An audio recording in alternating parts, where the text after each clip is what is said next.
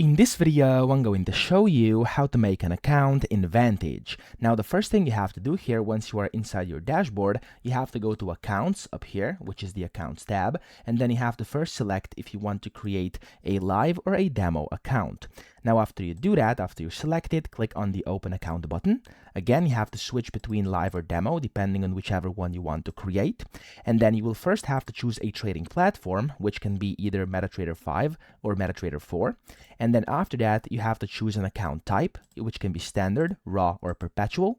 Then you have to choose your currency, which of course you have a bunch of different options. I'm going to do USD.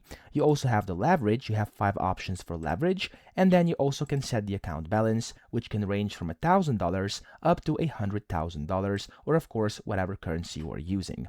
After you do that, click on the submit button over here, and you've successfully created your account, and you'll be able to see it over here on either the demo account list or the live account list. So that's how you do it. It's very easy. I hope this video helped you out. If it did, please subscribe to the channel and help me out as well.